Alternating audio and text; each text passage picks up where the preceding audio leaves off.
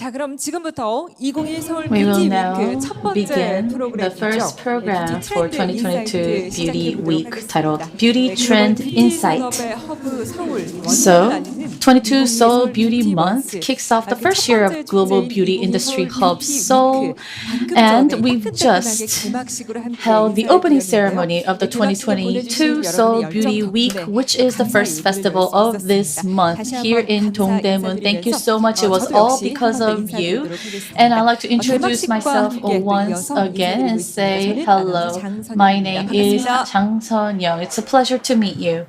네, 고맙습니다. Thank you very much. 이곳 현장의 열기가 조금씩 I can definitely 뜨거워지고 있는 feel 것 같습니다. enthusiasm 동대문 rising 디자인 프라자 at 아트홀에서 DDP 진행을 하고 here 있는데요. in Art 그만큼 Hall. 많은 분들께서 우리 So many K-뷰티에 people 많은 애정과 have 관심을 a lot of 보여주신 affection and 분들이 아닌가 생각이 듭니다. interest in 지금부터는 우리 뷰티 K-beauty. 산업의 트렌드를 And today 보면서 we'd 좀 like to 유익한 look 시간 at the 가져보도록 trends in 하겠습니다. the beauty K-뷰티의 industry. 발전을 위해서 We 많은 have 노력을 하고 many 계신 우리 researchers 연구자님들, joining us today who 노하우를 are 공유해보도록 making 하겠습니다. efforts to advance beauty here in Korea.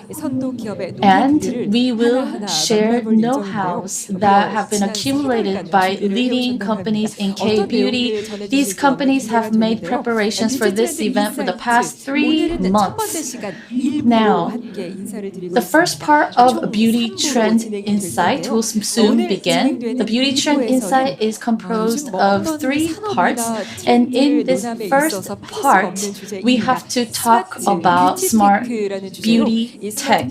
Now, technology is something that we always talk about when we talk about trends in any industry. So let's talk about smart beauty tech today. Now, we have beauty startups as well as small hitting champions who will lead K-beauty in the future joining us. And among those who stay with us until the very end, we will give you a beauty box. And of course, the beauty box will be given out randomly, so please do join us until the very end. And please give a big round of applauses to our speakers. Now let's invite the first speaker. The first speaker is from Korea Cosmetic Industry Institute, Ms. Shin Hye Young, who is a Smart Beauty Tech Project Manager. And the presentation title is Smart Beauty Tech Through Value Chain and a New Opportunity. Now please greet her with a big round of applause.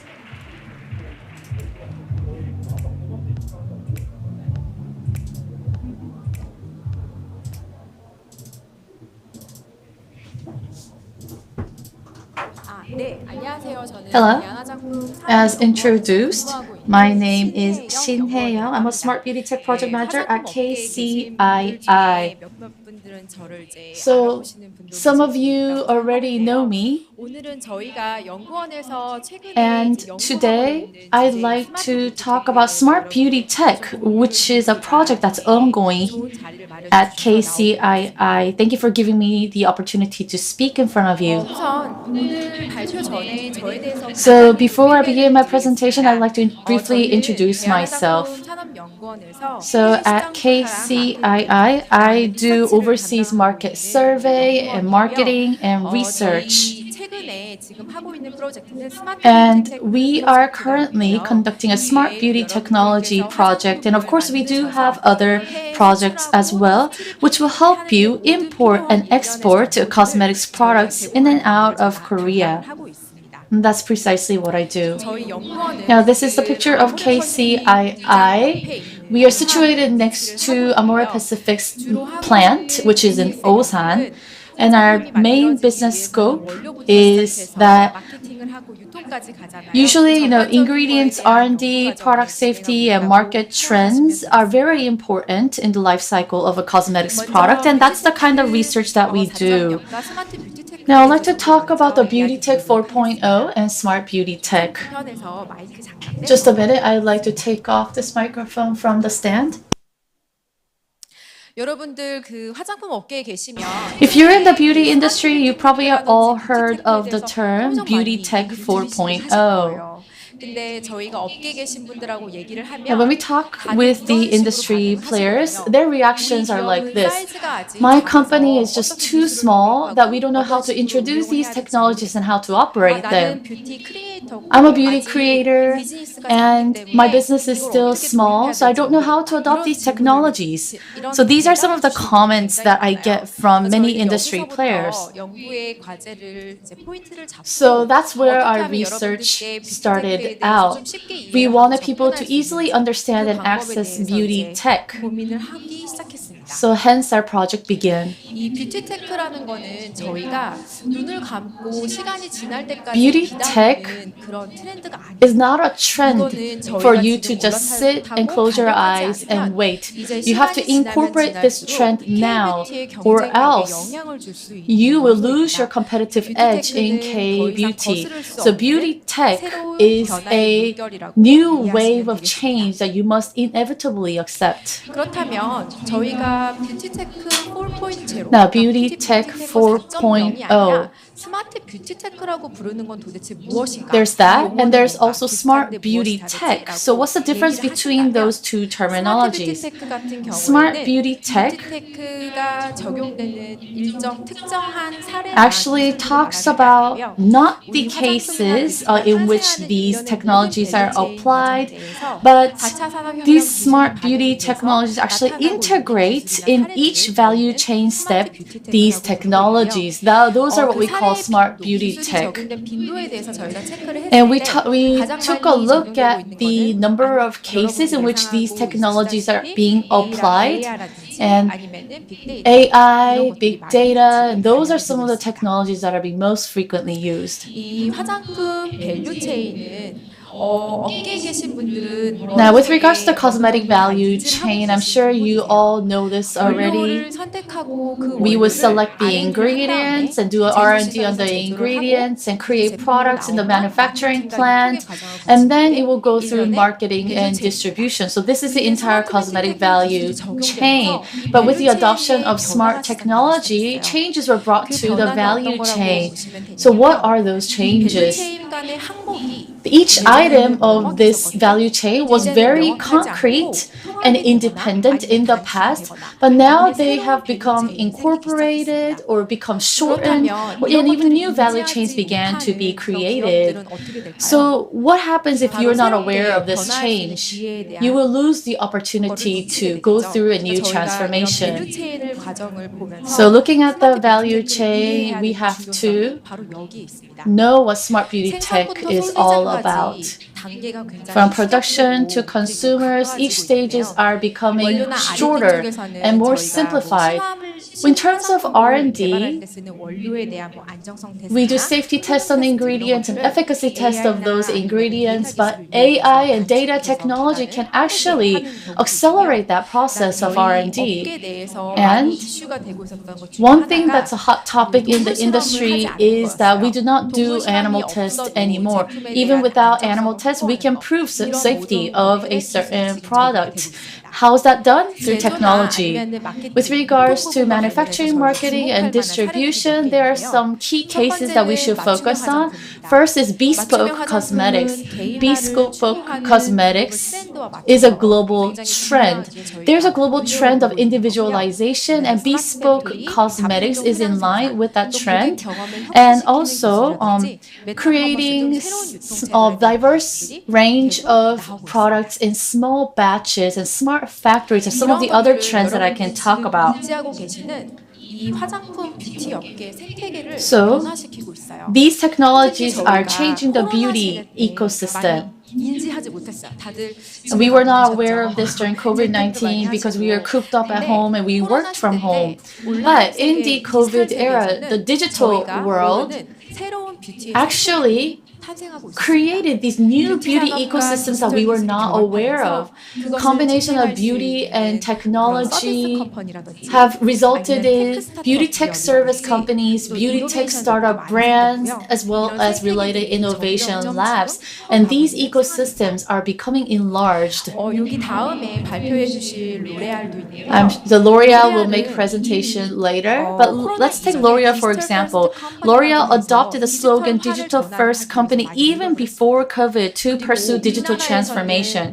Here in Korea, we have Amore Pacific. 아모레퍼시픽에서는 뉴 뷰티라고 해서 Amore Pacific, under the slogan of New Beauty, uses data to provide individualized services. 이러한 글로벌 기업들이 These global companies are leading the market, and trends are becoming created in the market. And we can say that there are 4 big trends. First is accumulating skin data and analyzing them. Related companies have been increasing. And second, these data are used for consumers to use them directly by being incorporated into IoT devices or developing softwares to enable users to use those data. And third, going beyond the experience of applying makeup on themselves, they are now becoming used to virtual try-on concept. So if you look at these companies who are doing metaverse campaign, and there are also cases where there's a virtual try-on of lipsticks in certain cosmetics companies. So these are becoming solid trends. And in retail, we have something called retail tech. So instead of just displaying products in store, we would allow customers to experience them in a new way. So those are also part of our marketing strategy. And with regards to tech, that's also another big trend in this industry. 그렇다면 한국의 뷰티는 어떻게 대응을 하고 Then 있을까요? how's K-beauty responding to these changes? 데이터 부분 관련해서 First, with regards to data, 여러분들이 인지하기 전부터 big 옛날부터 companies 피부에 대한 데이터를 for a 쭉 long period of time have 축적해오면서 accumulated 이걸 skin-related data to incorporate that into their R&D and planning and manufacturing, even before you knowing it. But at a time when, let's say that a small company is trying to create cosmetics product, it's very expensive and time-consuming for them to do that. So the government has been accumulating those data for you, and now skin data and genome data, all those data can be used for you to expand your businesses. So that's our future concept. And bespoke cosmetics has been legislated into Korean law, and we're the only country in the world who has done that. Bespoke cosmetics. Once again, Korea is the first company, the first country or the only country who has a related law. You may feel that that is a regulation, but actually, if you look at it from the other side, you can basically say that Korea has the legal base for these bespoke cosmetics to grow further. And we are also creating many events and occasions where startups can showcase their contents and technologies. Korea has an ecosystem that allows fast production. So fast manufacturing system is used, and we are trying to conduct research on how we can incorporate fast manufacturing system with smart beauty tech. Now let's take a look at some smart beauty tech examples. At KCII, every month, we crawl various related articles and make them into big data to publish a monthly magazine. So you don't have to go into the websites of every single cosmetics companies out there. Instead, you can just take a look at these magazines to know what the recent trends are. And based on these magazines, we are able to know what the most noteworthy trends are. First one is the new customer experience. We're not talking about existing customer experiences, but new customer experiences. This is a big trend. And the start of that is to transfer offline experiences to online through metaverse or through virtual experiences. 이러한 것들은 참여자의 몰입감을 굉장히 These 높이는데요. raises immersion on the part of 초기에는 the 참여자 몰입감에 consumers. 대해서 Now, with 아직 regards to 부족하다. 이런 consumer 이제 immersion, at 피드백을 first 주는 there were some 소비자들도 feedback 있었지만 that there's 기술이 still a long way to 이제 go, but 발달하다 technologies 보니까 are 그런 부분이 이제 advancing 좁혀나가고 and 있는 therefore the 상황입니다. level of immersion is 미래의 increasing. 소비자 경험은 어떻게 변화가 How 될까요? will customer 저희는 experience 이렇게 change in the 생각하는데요. future? This is our 온라인을 thought. 오프라인으로, So, 오프라인을 온라인으로 단순히 it's not about 옮기는 transferring 그런 online 경험을 to 차원이 아니라 offline and offline to 이제는 online, 소비자들이 but 그동안 now 갖지 it's 못한 all 데이터를 about 가지고 새롭게 제품을 제안하는 그런 taking data 상황으로 to 옮겨갈 거라고 recommend 생각합니다. products to 이미 customers in a way that has never been done before. Now, take a look at Yves Saint Laurent. Now, you see this YSL set station experience. Once customers enter this space, 그러면 저의 감정 they 상태와 모든 would 것들이 측정이 되겠죠. 그거를 가지고 be their 제품과 emotions, state of emotions would be measured using a device, and based on the outcome of that assessment, you will be recommended with some perfumes that meets your emotions. So this is the kind of era that we're talking about for the future. Now, the second trend is data and MarTech. 데이터가 예전에는 In the 단순한 past, 고객의 그냥 단순 피부 데이터, data 선호 were 데이터, just about 이런 customer 것들만 skin 가지고 data and 서로 customer 경쟁을 preference 하면서 data, 이제 비즈니스를 and 만들고 those data 마케팅을 were 했다면 used for 이 companies to 데이터가 compete 이렇게 against each other and to 축적해 develop their 나가면서 technologies. 본인 비즈니스의 But 맛을 now 굉장히 companies 고도화시키는 방향으로 가고 are 있습니다. accumulating these data on their own, 되려면 and they're 디지털에서 using 마케팅 them 기술과 to 결합을 advance 해야 their 되는데요. products. 마케팅 기술에 And now 대해서 MarTech 여러 is 가지 also 환경들이 another 변화하게 big 되거든요. trend.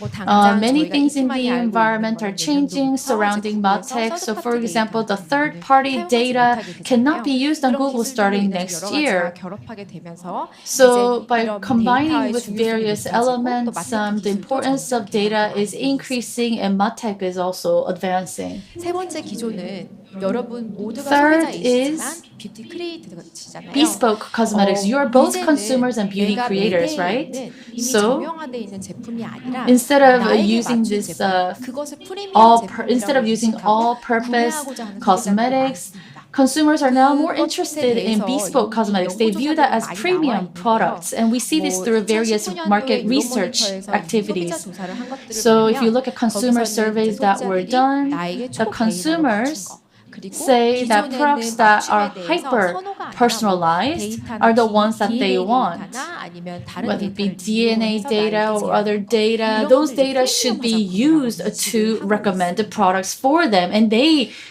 recognize 이때 these 이제 중요한 products 게 as 어떤 게 being 있냐면요. premium. 바로 이제 구체적 진단과 맞춤 Now, 제품을 제공할 수 specific 있어야 된다는 diagnosis 거고요. as well as 그다음에 recommendation 일반적인 of 상담이 bespoke 아니라 product 전문가가 is seen 상담을 as being 해줘야 very 되는 거. important 그리고 to the DNA consumers, 데이터와 같이 and experts would have to 개인에게 아주 provide personal 특정화된 consultation, 데이터를 and 맞춤 제품을 these 제공하는 customized or bespoke 이런 products 것들을 are based 갖추고 on 있어야 DNA 이제 맞춤형 test. 화장품으로서 So these are three 경쟁력을 criteria that needs to be 가지고 satisfied for a bespoke cosmetics product to have a competitive 미래의 edge. 맞춤형 화장품은 In 저희가 the future, 정말 집중해야 되는 bespoke 영역 중에 beauty 하나예요. is something that we must 미래 really 맞춤형 화장품에 concentrate 대해서 on. 글로벌 기업들이 어떻게 움직이고 있는지에 Now, let's 대해서 look at some of 연구자들로서 많이 the 보는 것들이 이제 things that 테크 global companies are 관련된 doing with 전시에 대한 regards to 사례들을 많이 bespoke 보거든요. beauty, and we can see them in tech exhibitions like the 2022 CES exhibition. If we look at some examples, you will be able to see the direction in which these bespoke beauty is being developed. So, for example, a single device can generate multiple scents, or a single device can be used to dye your hair in different colors.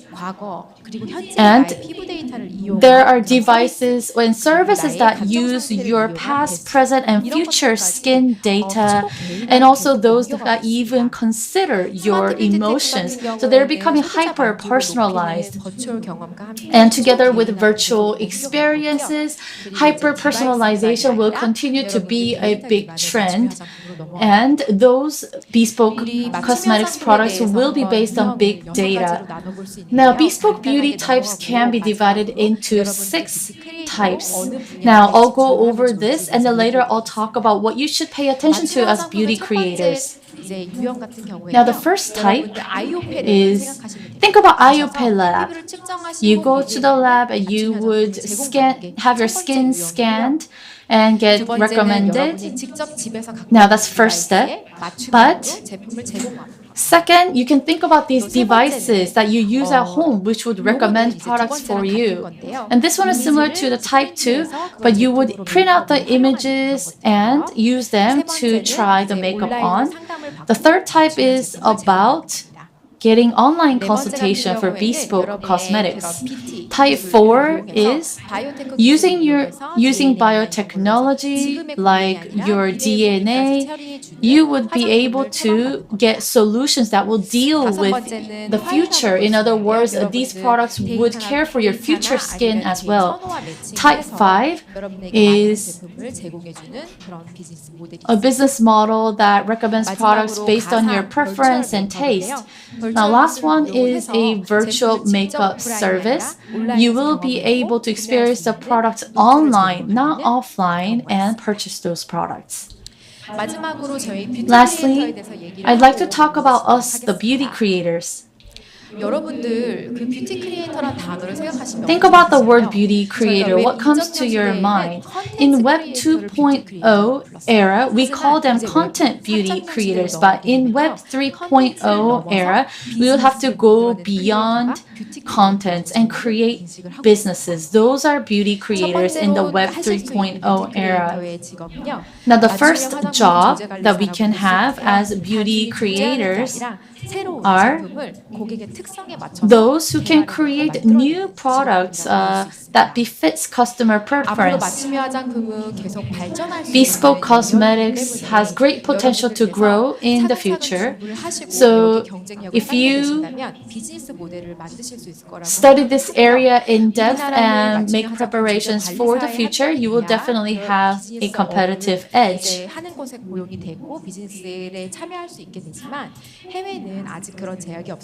Here in Korea, you will be able to, of course, see the effect of job creation. And second is a digital beauty content creator. You experience cosmetics using metaverse these days. Now, so digital beauty creators in the future will use metaverse and NFT to create content. And also, there's beauty tech solution creator. When all these if for all these ecosystems to operate and run well, we need people who are skilled in technology. Of course, they can come from other sectors, but we want you, the beauty creators, to become more tech savvy so as to create creative products that will win the hearts of our customers. So once again, you can become creators who provide beauty tech solutions. So far, we've talked about smart beauty tech and the value chain of the industry, and why we must concentrate on bespoke cosmetics and what the risks are and opportunities are, and what opportunities we can seek in this change as beauty creators. So it was difficult for me to go over the project in detail because I was limited in time. Nevertheless, we wanted to share our ideas with you, the future leaders of K-beauty. I'm very happy to be able to make this presentation, and we will make further research and support efforts going forward for you to flourish in the future. Thank you for listening. Thank you. Please give her another round of applause once again.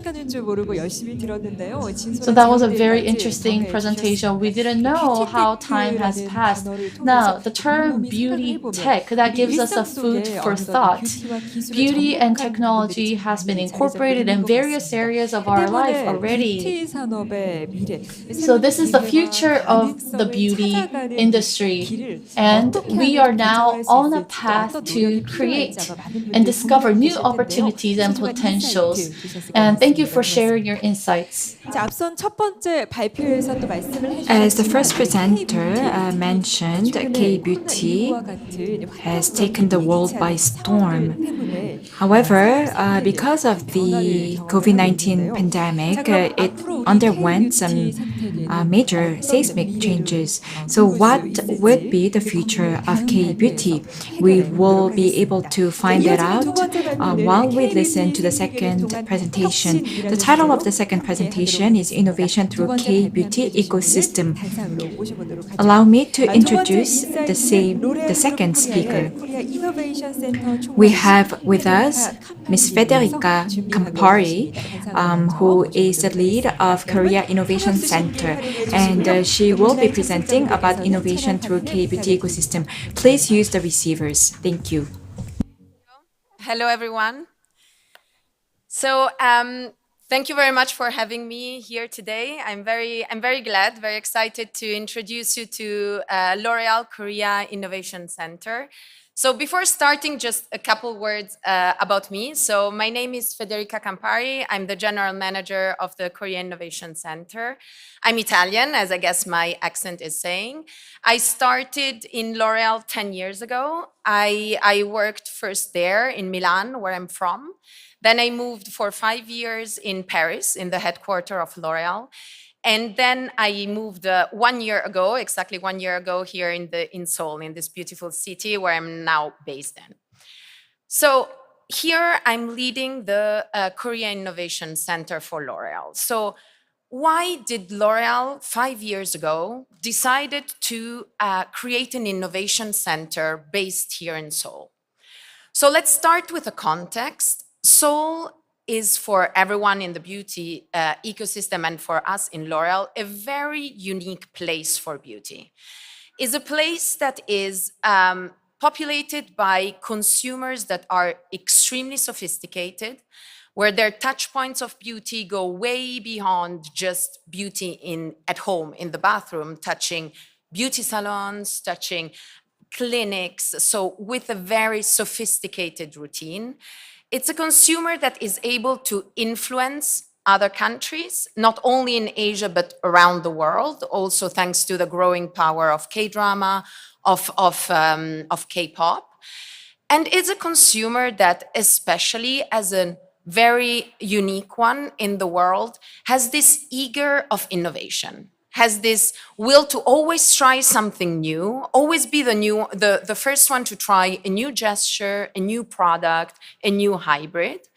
And that is no surprise, is why in Korea is the place where a lot of products and new categories have been born, right? The cushion, sheet masks, fresh mix, BBs, CCs, a lot of products have been born here.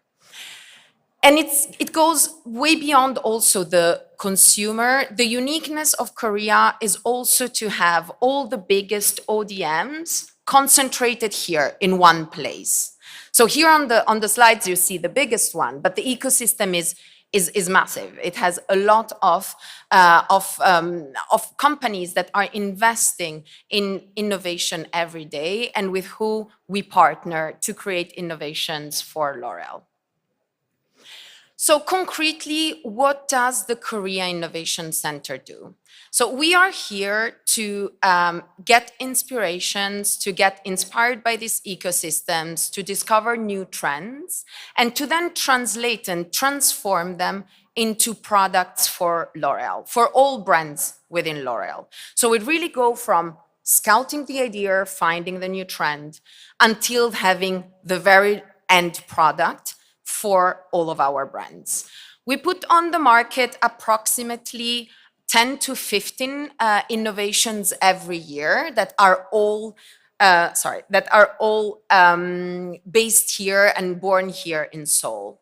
So our mascot, our logo is an octopus, not only because it's such a delicious dish here in Seoul, but especially because it represents who we are. So the octopus is a very smart animal. The octopus is very flexible. It has this flexible body, and we're here to adapt to this fast-evolving, flexible ecosystem.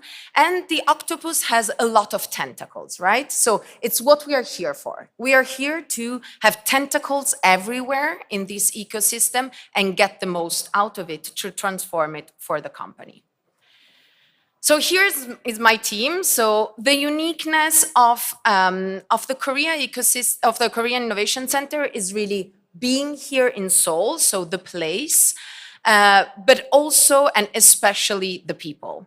So the team is a very unique place within L'Oréal. It's the only place in L'Oréal where marketing, R&I, and operations come together in the same open space So 11 different competencies, 9 different nationalities that share the same open space to work every day on innovations that are born here in Seoul and transform them for our brands. So how do we do that? I was saying that an important part of our work is to get inspired, is to get the trends and ideas from this ecosystem. So you can imagine a big corporate, a big company has a lot and tons of data. So of course we're nourished by a lot of digital scoutings, a lot of trend analysis, as many different teams around the globe at L'Oréal. But what makes our way very unique is that we go on the ground, we go on the field. A very banal example, but the last Friday of every month, no one from the Korea Innovation Center is in the office. We're all over Seoul, grabbing and discovering new ideas that can inspire us. We also try things. There is no procedure, no new product, no new innovation that is put on the market that we don't personally try ourselves. And then we have very strong relationships, very strong partnerships within the ecosystem. So we work very closely with derms here in Korea. And we have a unique panel of women that are actually pro-consumers, I would say, and that help us while we develop concepts, while we develop formulas, while we develop new packagings, and they give us feedbacks all around the way, in a way that is much more, I would say, faster, inspired by the fast DNA of Korea, which is much faster and much more flexible than what we do usually in L'Oréal. So let me go concretely in showing you some of the innovations that we have put on the market this year. So you see on the slide the very recent launch that we have put on the market for YSL, for Yves Saint Laurent this year. Inspired, I mean, Korea, we all know, is the birthplace of compacts. More than 10 years ago, Korea was the first place that put makeup out of the bathroom, making foundation for the first time portable. And Korea has also gone a step forward recently with a new technology, that mesh technology within compacts that allow to have cream foundation now portable. So we have worked with the Korea ecosystem for both developing the formula, but also the packaging to transform it for one of our biggest brands in the group. Same mesh technology is also being transformed for Lancôme this year, just launching throughout Asia, and both of those launches are skyrocketing the rankings in every country. Another example is always for YSL, Yves Saint Laurent, Rouge Volupté Candy Glaze. It's a very unique technology that is born by the trend of, by the big comeback, I would say, of gloss and shine that is led by Korea and that is now influencing, again, as I said, through K-pop, through K-dramas, or a lot of other countries in Asia and beyond. So we have fast developed with the ecosystem here in Korea this innovation that has had a huge buzz in the market at the beginning of this year. Another example now on skincare are, of course, sheet masks, another huge innovation that is born here in Korea and that we have developed in very different kinds, from hydrogel to triple layer to cream infused layer, really leveraging all the technologies that were available within here in Korea and scaling this technology to almost all of our brands. So let me share more concretely what is our roadmap of innovation. So in the Korea ecosystem, in the Korea Innovation Centers, we're here to develop with the ecosystem two, I would say, type of innovations. The first one is what we call tech innovation, where we want to go big. And then we're here also to transform more trendy innovations, where we want to go fast.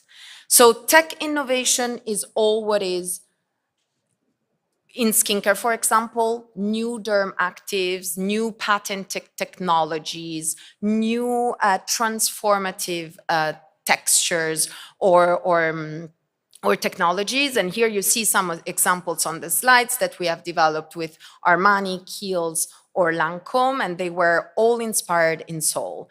So Kiehl's had, for example, a fermented Korean ingredient, as much as Lancome was a very performative, high concentrated ampoule. Trend innovations, I have spoken about the mask, but today we're very much inspired about all the trends that are going on in body, in cleansers, or new formats that are so trending here in Korea, as much as sticks or mists. In makeup, the big technologies are all about constantly reinventing compacts, which is very much the uniqueness and what Korea really leads across the world. And on the other hand, being fast in transforming all the trends that we see here in makeup. I mentioned gloss, and we have glitters that are starting in Korea and that are now influencing the world. So for us here is very much about looking the so trendy Korean look that the whole world is very much looking at. So I have spoken very much about products that we transform, and it's true that it's a big part of what we do and how we co-develop with, on one hand, the ODMs, but also on the other hand with Korean tech innovators. But the Korean Innovation Center goes also beyond the products itself. So we have seen it in the intervention right before mine that was so inspiring, and thank you for that, the importance of beauty tech. And the importance of beauty tech for L'Oréal. For us is really a belief. So we know that the expectations from consumers has evolved in the last 3 to 5 years more than in the last 30 years. So, and we believe that this new wish to constantly reinvent the way we approach beauty can be done only through technology, through digital and through technology. So it's really one of the key missions of our group is to constantly reinvent the way we discover products, the way we try products, the way we buy products through technologies and through digital. And Korea has not only to offer on trends, on products, it has a lot to offer also on technologies. And the group is not only convinced that the future is very much about beauty tech, is also convinced that the future is very much about cooperation, what we call the world of co. So we are extremely open and in constant discovery of new startups, of new companies that have, with who we can co-develop, co-work together, co-partner to develop new technologies to bring within the group to again reinvent the whole consumer experience. So I think that was what I wanted to share with you today. And thank you for listening. Thank you for your time. Again, I joined this job 1 year ago. It's a fantastic adventure. It's really a great place to be. If you're passionate about beauty, not coming to Seoul is a miss out, actually. It's really what we call the Silicon Valley of beauty, and it really is. And until you're not here, you don't understand it. And leading an innovation center here is really a great job, a great opportunity that every day brings more to me and to the team. What I want you to bring home is that such a huge company like L'Oréal, one of the big achievements of creating this innovation center is to keep it a bit aside of the classic ways of working. So L'Oréal managed 5 years ago, and it took some time to really understand how to make it work, of course, as always. But what's so precious and unique to the Innovation Center is to maintain this startup-like ways of working that are not in the big L'Oreal machine, because it's the only way with which we can really leverage the ecosystem, with which we can really understand and go after the huge speed of innovation of Korea. If we wouldn't be able to isolate this innovation center from the rest of the company, we wouldn't be able to really tap into and understand and transform for the L'Oreal all these beautiful innovations that Korea offers. So thank you very much for that. I hope it was interesting. I hope it was inspiring. It's a constant journey, so stay tuned. A lot of new innovations are about to come on the market, born here in Seoul and in the Korean ecosystem for L'Oreal. And thank you so much. 감사합니다. Thank you very much for your insightful speech. 네, 고맙습니다.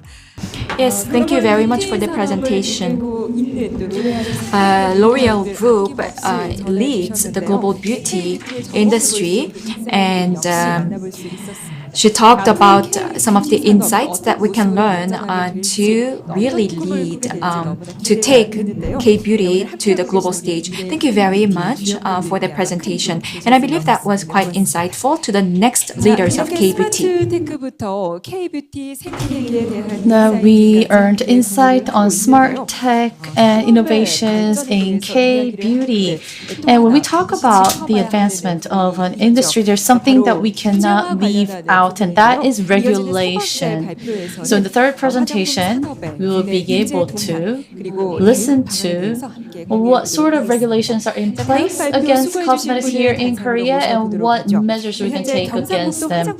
Now the speaker is Professor Kang Hyun at the Department of K-Beauty Business at DAEGU HAANY University. And he also was a director of a startup incubation center. He's up on stage already. Please welcome him with a big round of applause.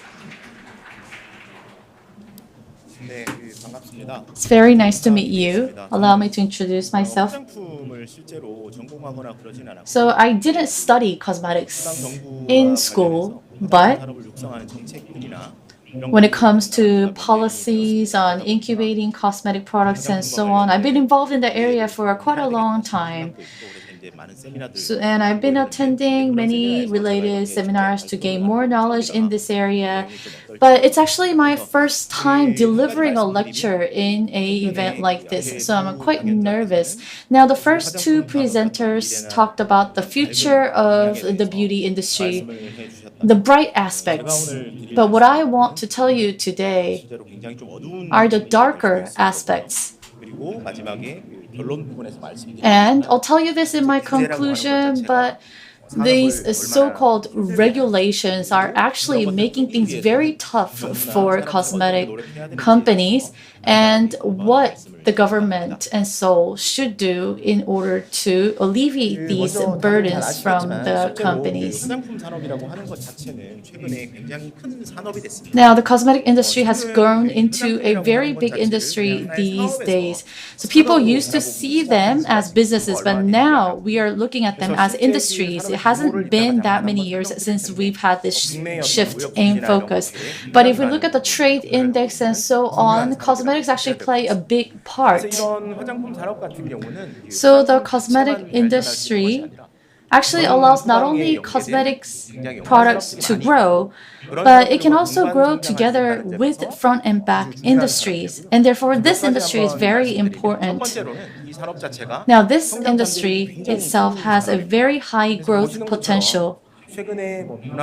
So in Southeast Asia and even in the Americas and Europe, the so-called Korean wave of Hallyu is gaining immense interest. And food and cosmetics have enjoyed a positive impact of Korean wave, and actually more cosmetics than food. And this trend is expected to continue in the future, so there's no doubt that the cosmetics industry has high growth potential. Next, this industry actually has a high economic ripple effect. So the cosmetics products are being exported quite in large volumes, but but they can actually be connected with beauty service industries in terms of performing or applying and use these cosmetics. And that actually leads to job creation. So it's a very advanced industry in terms of its ripple effect. And actually, automation is not possible in the beauty industry. Manual work is still necessary, and therefore the beauty industry creates a lot of jobs, and beauty industry can grow together with other industries. In order to launch a cosmetic product, we need to start with R&D on ingredients, we need to make the containers, we have to come up with design and sales, marketing, business, everything is interconnected. And so altogether this industry is like a piece of art. Therefore, the beauty industry meets people's inner desire to cultivate beauty, and it has great potential to grow. And if it's connected to tourism, fashion, shopping, and so on, it can create more synergy. And if you were to look at some of the key characteristics of the cosmetics industry, first, again, it drives job creation compared to other industries. If you look at the job creation coefficient compared to automobile, electronic industries, cosmetic industry really tops the list. So in 2020, the cosmetics manufacturing industry saw a 1.7% rise in jobs year on year, while the entire manufacturing industry saw this figure fall. And this is also creating synergy effect together with Hallyu. And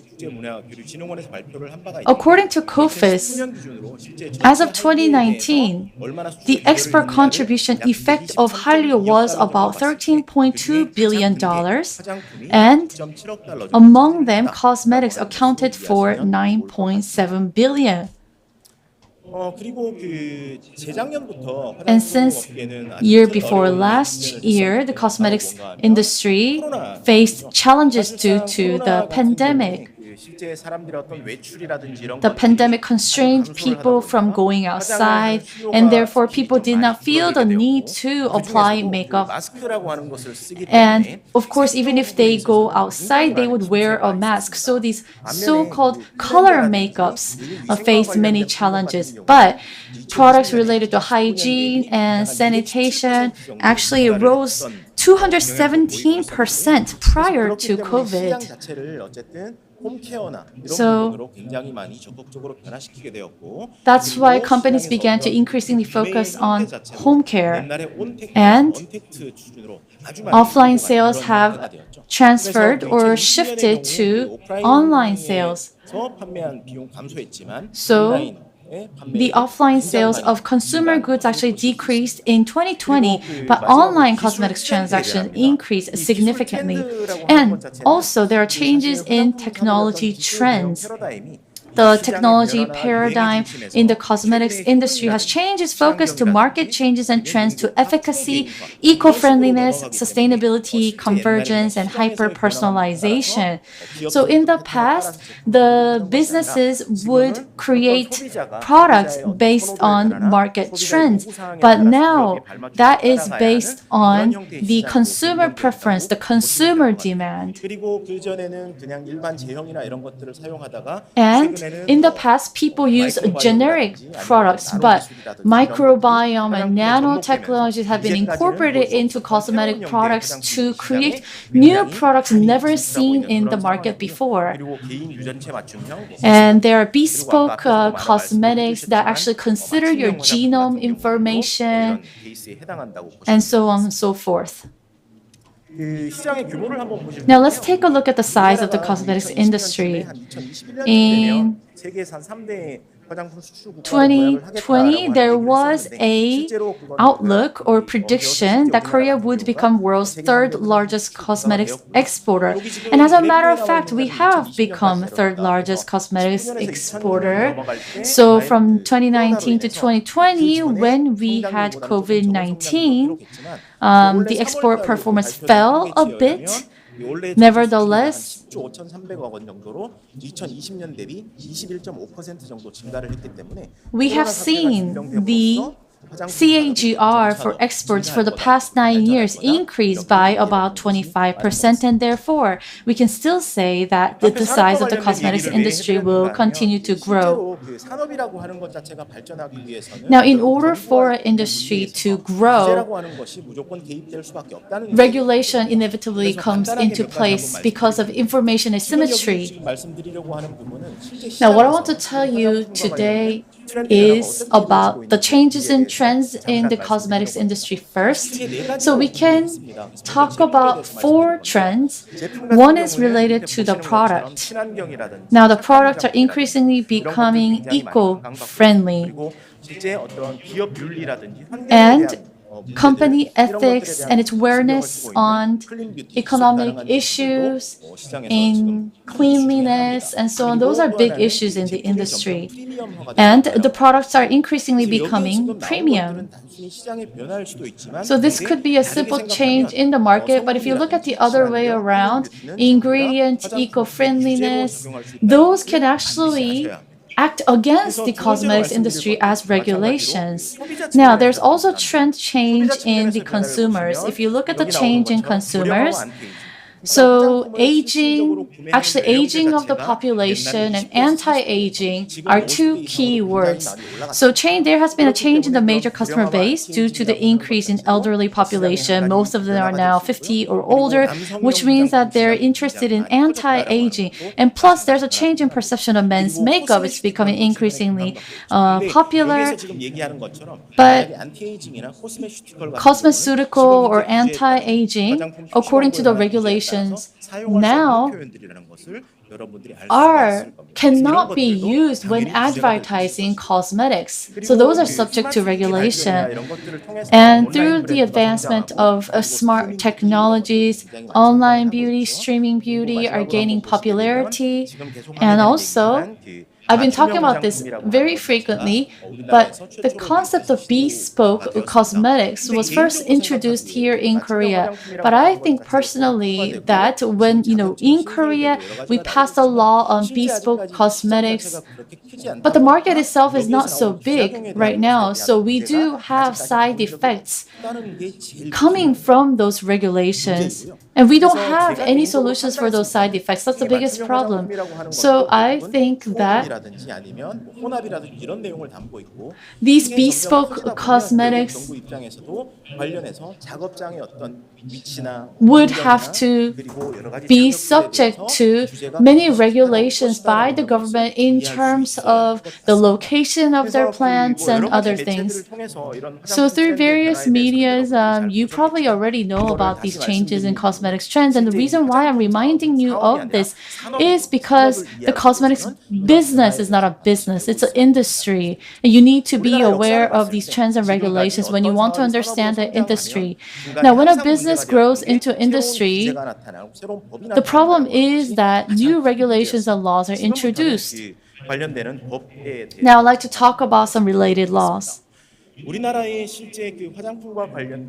So in Korea, regulations on certain matters can be established through laws and rules. There's the Cosmetics Act at the very top, and there's the executive ordinance, executive rules, and notices under them. So the Cosmetics Act actually is the highest level of regulation that deals with the cosmetics manufacturing and so on. And according to the necessity, there are separate regulations on other specific items like regulation on functional cosmetics screening and regulations on cosmetics safety standards. So we have the Act and related enforcement ordinances and rules and notices to control the cosmetics industry, and the Ministry of Health and Welfare is the one that takes control when it comes to the development phase. But afterwards, in terms of manufacturing, distribution, and use, most of the work is mandated to the Ministry of Food and Drug Safety, or the MFDS. So the 보건복지부나 식약처보다는 산업 But if you look at how the cosmetics industry is growing and its prestige in the global arena, I don't think the Ministry of Health and Welfare or the MFDS are the suitable ministries to take control of the beauty industry, because they're not enough. They don't have the enough capability to foster the growth of the beauty industry globally. This is my personal thought. And as you can see, these regulations are usually related to ingredients and the conditions for manufacturing and containers, and also the ads. In terms of ingredients, you can see that there's Cosmetics Act, the ordinance regulation, and ordinance rules that actually deal with the ingredients. In terms of manufacturing, there's the regulation or execution ordinance. In terms of containers, it actually has a regulation on the containers that can be used for cosmetics products for babies and young children. And there are also many regulations on the ads as well. There's a separate regulation for that. Now let's take a look at some specific cases.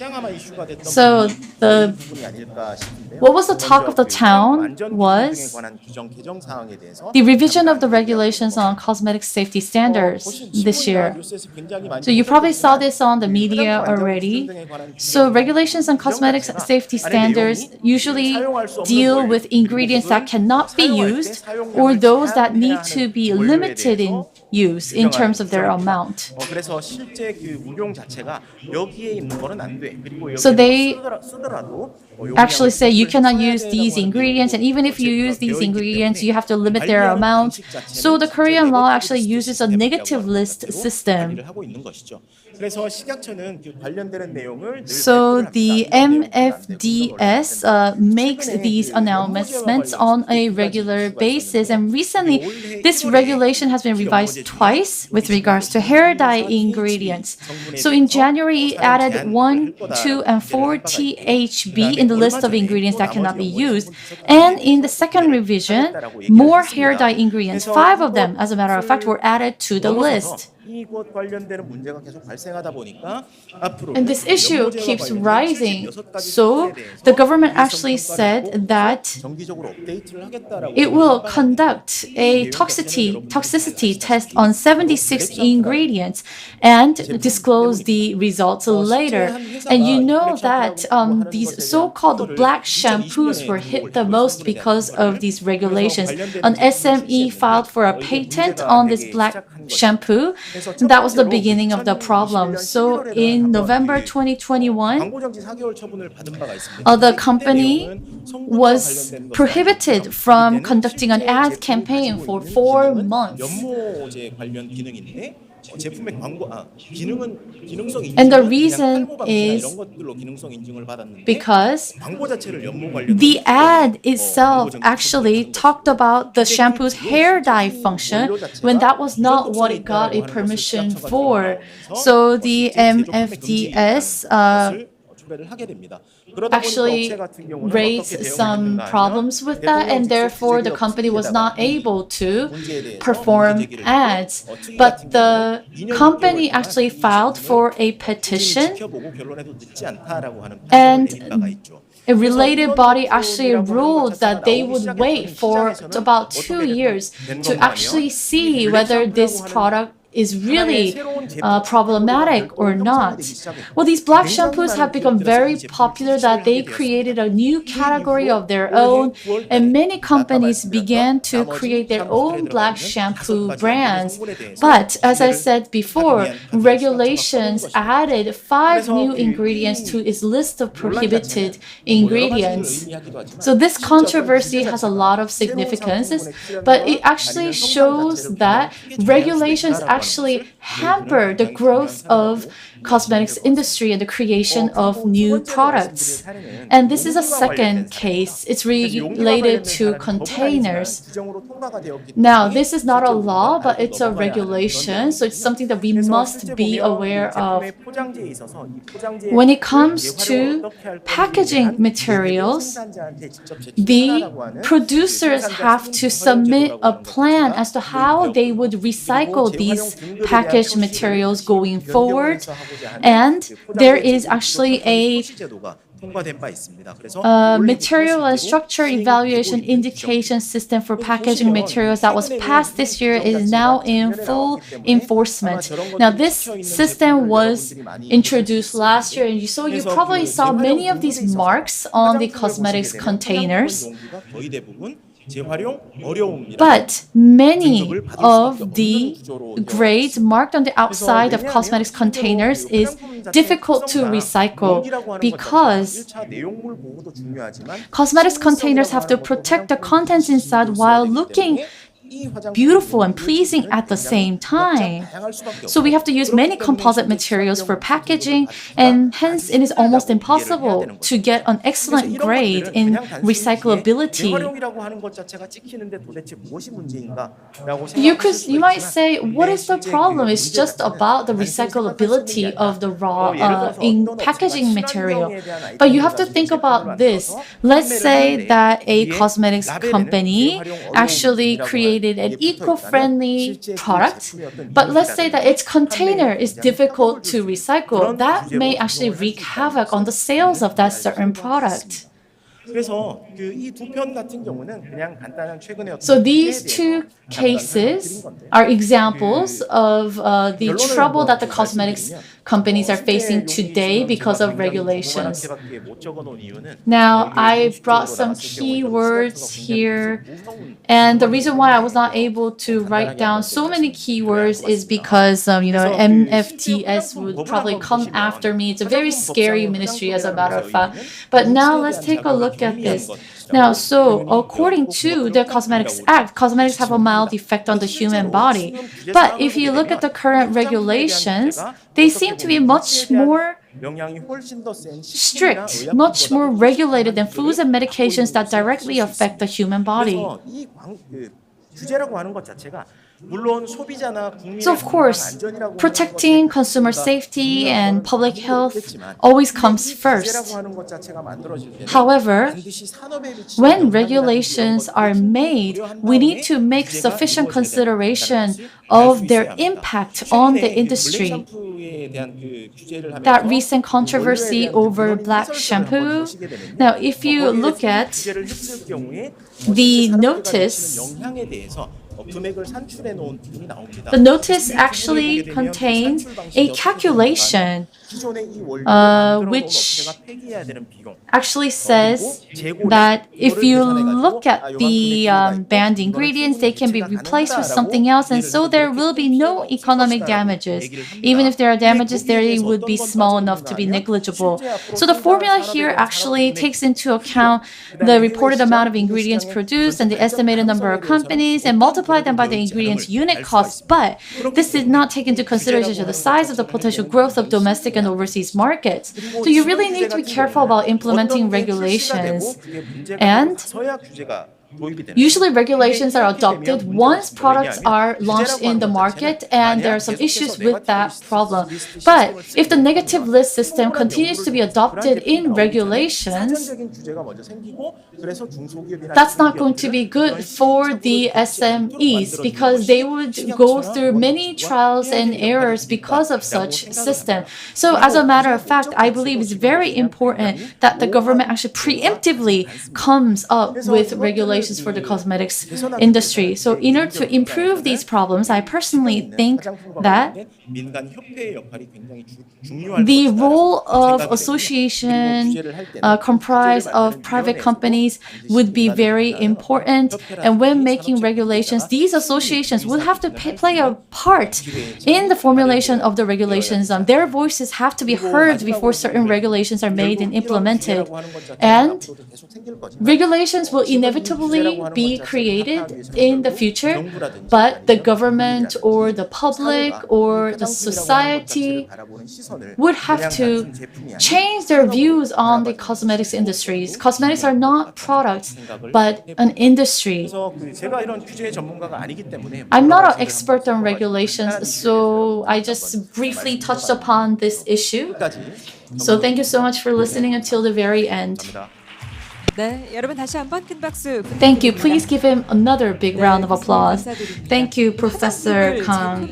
So we have to look at cosmetics as not as products, but as an industry that really resonated with me. So the scope and the characteristics of the cosmetics industry and the changes in trend were talked about in the presentation. And you also made some suggestions to the government with regards to the issues surrounding regulation. Thank you very much for the presentation.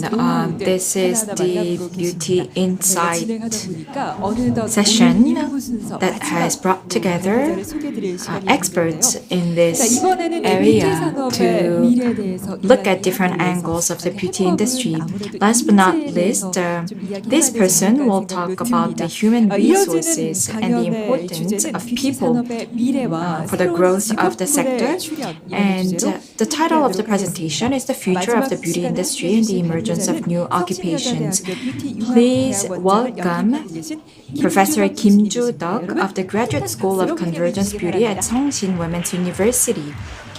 Please give him a big hand.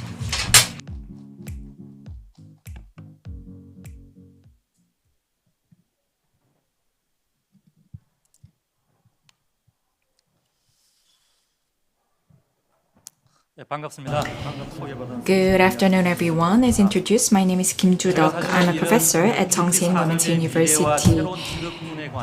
Well, when I was asked to talk about the future of the beauty industry and new professions, I felt kind of lost. I did not know what to present. Back in 1993, I first opened a department for cosmetics in Korea, in the University of Korea, and I have been training many students in this field. However, the beauty trend is changing very rapidly, and new occupations keep rising. So what will be the next professions and what will define this profession? Well, let us find out. I will briefly talk about that during my talk today. As you can see here, we heard from 3 speakers prior to me. And when it comes to cosmetics industry, if you look at the characteristics of the profession itself, then Professor Kang talked about that, and Dr. Shin touched upon that topic as well. If you look at the profession of the cosmetics industry, well, we can see that it is a technology-intensive sector because science and technology are brought together to create cosmetics, and it's an overarching industry. Secondly, it creates value-added services. And also, we have many SMEs operating business in the cosmetics industry. Amori used to be a very small company when they first started. And SMEs can actually jump into this market compared to other more easily than other industries. So those can be some of the characteristics of this industry. So the environment keeps changing and the technologies keep advancing. And in that context, we can look at and analyze the cosmetics sector. So science and technology, as I mentioned, are brought together in this sector. Now, when it comes to raw ingredients, well, technology and science have to be there for companies to create and manufacture new products. And secondly, from the economic front, recently, we have seen a rise in exports, and the volume of export has increased in this sector. So the government needs to pay more interest. It did not pay much interest in this sector before. I said that I opened the department for cosmetics back in '93, and many people disagreed with my idea. They opposed my idea. They said that cosmetics is not valid enough as a department, and at the time, cosmetics was classified as a pharmaceutical product. But graduate schools and undergraduate schools have now introduced new departments for cosmetics, and we're seeing more jobs in this sector, and businesses are exporting more. As a result, the government started to pay higher attention, and now we are seeing different fronts and different sectors really invested in this area. And now if you look at the environment, let us talk about safety. We briefly looked at the regulation side, but another rising trend is environment. ESG has become the new trend in the cosmetic sector, and from the business's point of view, ESG is something that they must embrace because it's closely related to the business. Now, if you look at the cosmetics industry, we have to look at the forward and backward linkages of the industry. And if you look at the cosmetics industry, it not only provides the forward linkage needed for the ecosystem to survive, because people are wearing and applying makeup, and at the same time, it is also creating jobs and nurturing more human resources. So in that sense, the cosmetics industry is considered to be one of the flagship industries of Korea and of other countries as well. Now let us look at the beauty industry. The beauty service industry and the cosmetics industry, how are these two linked to one another? Seoul City wants to foster the beauty industry, and last year I actually offered advice to the city of Seoul, and I'm still doing that.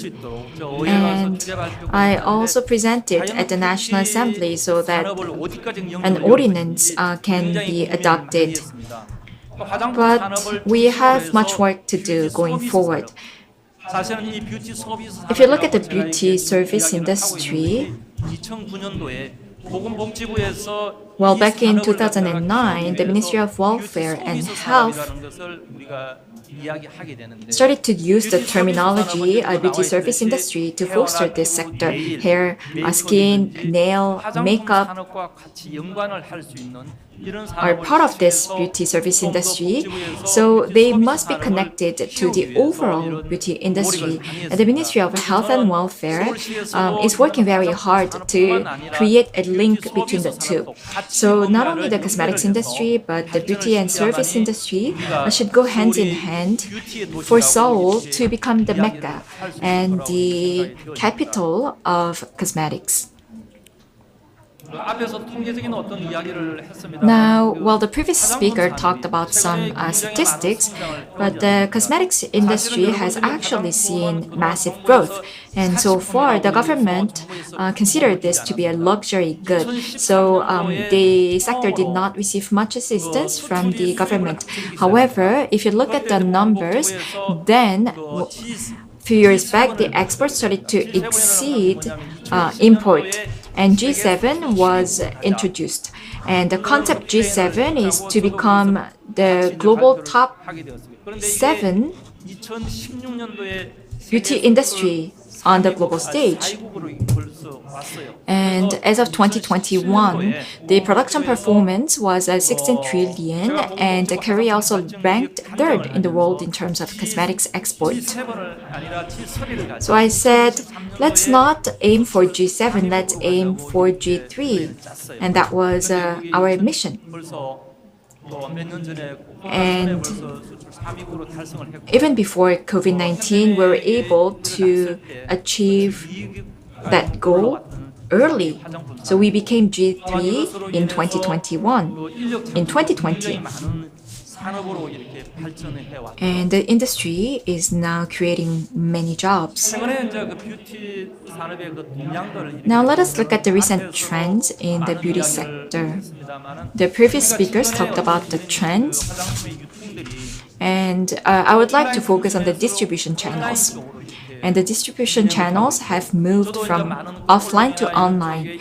And I also do many interviews with the media, and I always tell them that we need to combine the two. We need to go hybrid.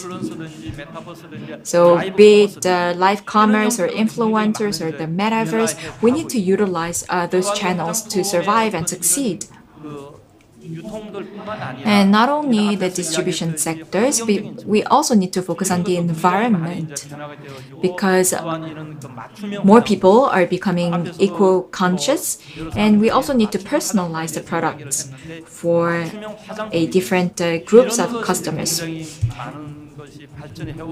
And actually that is the new trend. And we also need to pursue collaboration between fashion and cosmetics brands. That is their latest trends. And as a result, that led to the emergence of new professions. Now let us look at manpower in cosmetics. We have business support or production, marketing, and R&D. Or it can be manufacturing or approval, licensing experts. These are some of the types of occupations that people and students can go to. And under marketing, we have naming experts and marketing strategists. As you can see here, there are many occupations in this sector. So for the beauty and cosmetics industries, most of the jobs are filled by people who studied in related departments, be it pharmaceuticals or cosmetics or beauty sector, beauty service. Students who major from those departments go into this field. And hair, makeup, and nail are some of the majors that schools have, and we are seeing a rise of those majors, and they're growing. Now we have many colleges and specialized schools, even high schools, that specialize in these subcategories and subsectors. And the beauty service subsector is also growing very rapidly under the overall beauty sector. And recently, I actually wrote a column, and this was the result of my research. So pharmaceuticals, aging, and eco-friendly, and cosmetics are some of the flagship sectors in Korea. And of course, we're contributing very much to Korea. However, when it comes to manpower nurturing, the government is not providing enough assistance. So cosmetics is not receiving enough support from the government when it comes to nurturing more human resources. So I also made some recommendations to the government for more support. And in July this year, there was a notification on the beauty sector recruitment. So at SUNGSHIN University, I am conducting a project to recruit more people and to nurture more people in this field. And actually, a larger number of students are very much satisfied with what they're getting. And I also participated in the biohealth convention a few days back. And cosmetics still needs to see more support because we need human resources to execute the plans that we have, and the plans will be useless without the people. So that is something that we need to work on going forward. We need people to be able to thrive. Now, let us look at why professions emerge. Let us look at some of the trends that drive the rise of new professions. If we look at the background, as the previous speakers mentioned, we see new trends led by AI, IoT, and so on and so forth. And cosmetics brands are applying these new technologies. So be it live commerce or influencers, they're very much interested in these new technologies. And because they're quite active, then by leveraging and endorsing the celebrities, then the companies can co-grow. So we see a rise in the number of influencers, and you can get a hint of how popular they are by seeing their content. And as the previous speaker mentioned, the metaverse also matters. So the cosmetics industry needs to leverage the metaverse to grow. And I believe that the metaverse will keep growing as a channel. And what about the subscription model? It can measure and detect, analyze your skin, and deliver that to you. So Tone 28 is a brand that actually does that. The CEO is Chung Yang-suk, who used to be my student. And before the concept of personalized cosmetics came out, she was the first one to adopt a subscription model and to deliver customized and personalized cosmetics right at the doorstep of the customers, and she's still very much engaged in that endeavor. Now let me give you some examples. And I'm sure that the audience here are very familiar with this concept. Now I'm talking about personalized cosmetics, but FDS, the Food and Drug Administration in Korea, what they're doing is they want to drive a second comeback of K-beauty and K-cosmetics.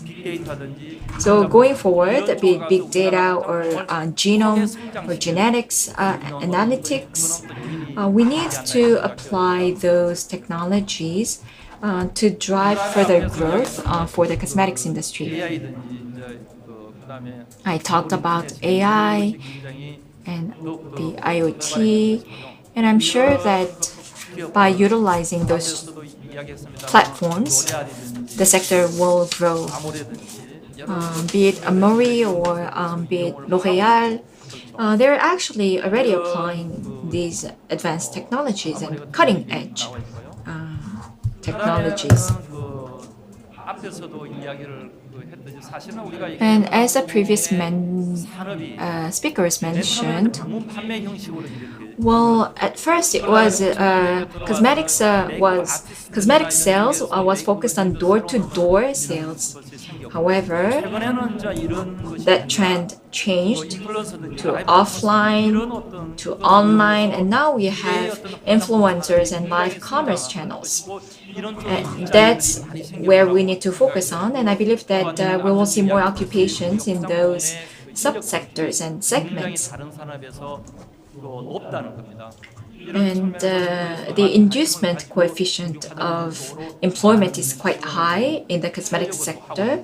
And so I believe that the government will invest more and support more the beauty sector.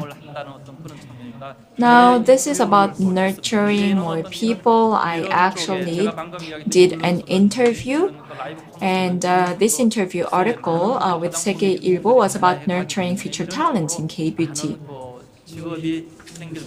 And new jobs will keep emerging.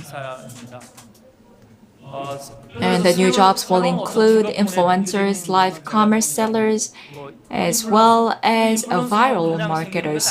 And influencers do not just come overnight. Influencers will also lead to more jobs and more occupations because they will need people to shoot them, they will need to edit them, and so on and so forth. And live commerce will also create more jobs and induce more jobs. And influencers will influence more people to take interest in the beauty sector.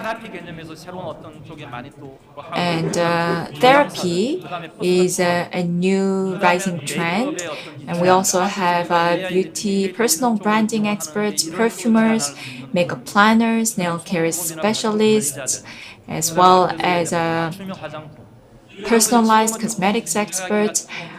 These will be some of the new professions that will emerge going forward.